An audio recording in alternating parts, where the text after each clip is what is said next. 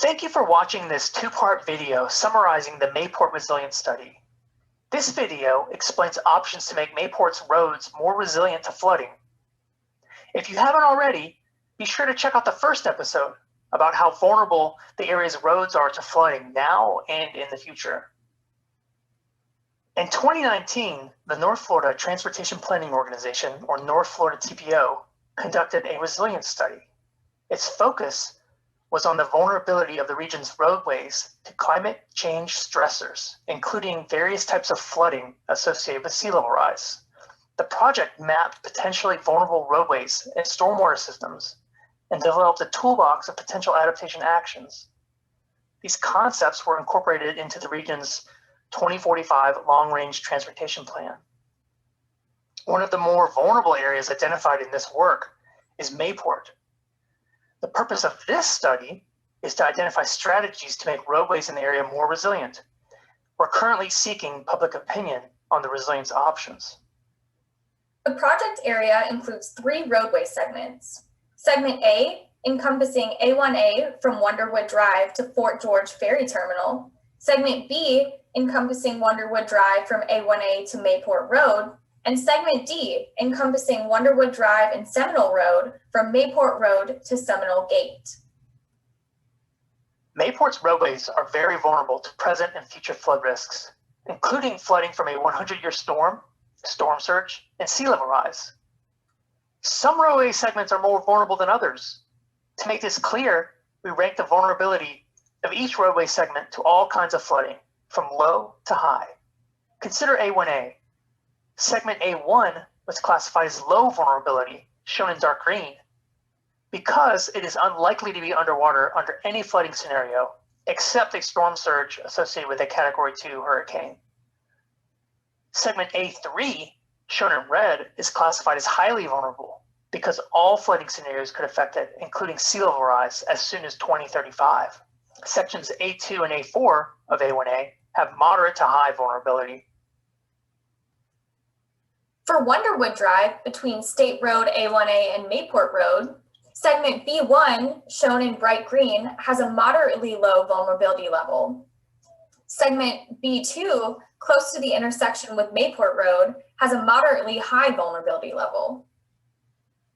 Most of Wonderwood Drive and Seminole Road within Hanna Park have low vulnerability, except the middle section, D2, which is moderately vulnerable. We developed adaptation options for roadways with moderate vulnerability level or higher.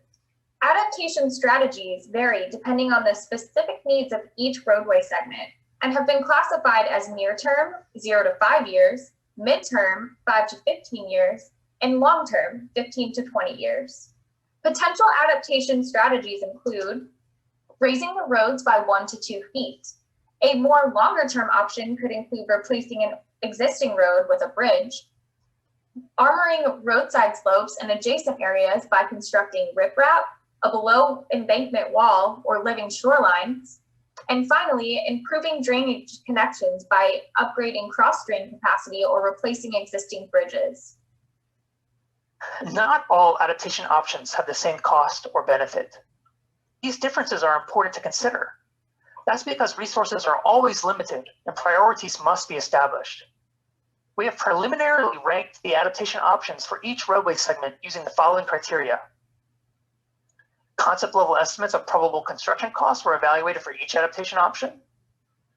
Environmental impact to adjacent surface waters or wetlands and other environmental impacts were considered. Societal impact, including maintenance of evacuation routes, emergency access, or increased travel time for alternate access, obstructed view sheds, and requirements for eminent domain, among other factors, were considered. Construction feasibility was considered, as was the ability of the solution to address flood risks over time. This table presents these considerations for the segments of A1A. Items in green are more favorable, while items in red are less favorable. In the rightmost column, we've combined these considerations into a single favorability score for each option that could be used to prioritize action in the future. This table presents these same considerations for adaptations along Wonderwood Drive and Seminole Road. Again, green items are more favorable, while red items are less favorable. So what do you think?